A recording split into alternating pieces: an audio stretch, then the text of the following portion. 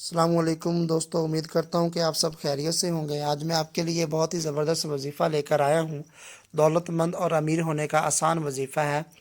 تو یہ میں مکی صاحب جو ہے ان کا بتایا ہوئے جو وظیفہ ہے وہ آپ کو بتانے لگا ہوں۔ ان کے ایک دوست تھے، بہت ہی غریب دوست تھے، اللہ نے ان کو ارب پتی بنا دیا۔ وہ یہ وظیفہ کیا کرتے تھے اور وہ اپنی جوانی میں جو ہے وہ مرچیں وغیرہ جو سیل کرتے تھے منڈی میں، تو اللہ نے ان کو ارب پتی بنا دیا، کروڑوں پتی بھی نہیں، ارب پتی بنا دیا۔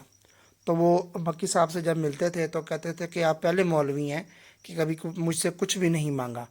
تو مکی صاحب فرماتے تھے فرماتے ہیں کہ جا تو میرے تیرے جیسے تو میرے جوتے اٹھاتے ہیں، تو اللہ نے تمہیں ٹھیک ہے دنیاوی لحاظ سے بہت پیسہ دیا ہوا ہے، لیکن شکر اللہ کا، اللہ نے مجھے عالم دین بنایا ہے اور مدرس بنایا ہے، تو اللہ نے مجھے بہت کچھ دیا ہے۔ تو وہ فرماتے تھے، لیکن وہ اللہ والے بھی، وہ بھی اللہ والے تھے، اللہ کے راستے پہ بہت خرچ کیا کرتے تھے، تو اللہ انہیں اور دیتا تھا۔ تو ہمیں بھی چاہیے کہ ہم اللہ کے راستے پہ خرچ کریں، ہمارا جاتا بھی کیا ہے اللہ کے راستے میں خرچ کرنے سے اللہ اور دیتا ہے۔ اللہ تعالیٰ قرآن مجید میں فرماتا ہے کہ آپ میرے ساتھ تجارت کر سکتے ہیں، میں آپ کے مال کو بڑھا چڑھا کر آپ کو اور دوں گا۔ تو چلیے ٹائم ویسٹ کیے آپ کو وظیفہ بتاتے ہیں۔ اگر آپ میرے چینل پہ نیو ہیں تو چینل کو سبسکرائب کر لیں اور ویڈیو کو لائک اور شیئر کر دیں۔ میں ڈیلی بیسس پہ یہ ویڈیو جو ہے اپلوڈ کیا کروں گا، دینی مسائل کے حوالے سے بھی کیا کروں گا۔ اگر آپ کو کوئی کوشچن کرنا ہے تو آپ کومنٹ سیکشن میں جا کے کر سکتے ہیں۔ تو اس میں آپ کو میں تین جو ہے وہ باتیں بتاؤں گا، یعنی کہ تین وظیفے ہیں۔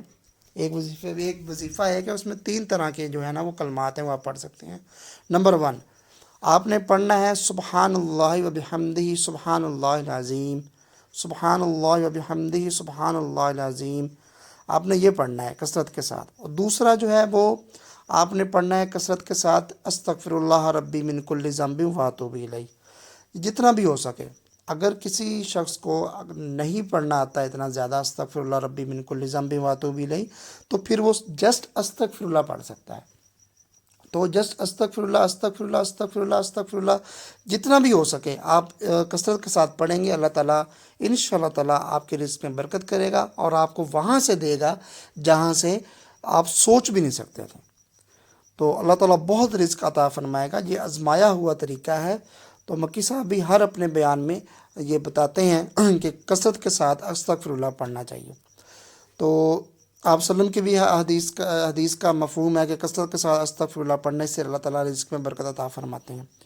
تو ایک صحابی آئے، تیسرا جو اب میں آپ کو بتانے لگا ہوں اس کے حوالے سے، ایک صحابی آئے، آپ وسلم سے عرض کیا میرے رزق میں برکت نہیں ہوتی۔ آپ وسلم نے ایک اور عمل بتایا کہ جب دکان کا شٹر اٹھایا کرو یا دکان کو کھولا کرو تو السلام علیکم کہا کرو، پھر مجھ پہ درود بھیجا کرو، درود ابراہیمی یا چھوٹا درود شریف، اور تیسرا کلمات جو ہیں وہ قل هو اللہ احد اللہ الصمد لم یلد ولم یولد ولم یکن لہ کفوا احد، یعنی کہ سورۃ الاخلاص، یہ ایک مرتبہ پڑھا کرو تو اللہ تعالیٰ بہت زیادہ رزق دے گا۔ جاؤ یہ کرو اور انشاءاللہ تعالیٰ تمہیں اللہ تعالیٰ بہت رزق دے گا۔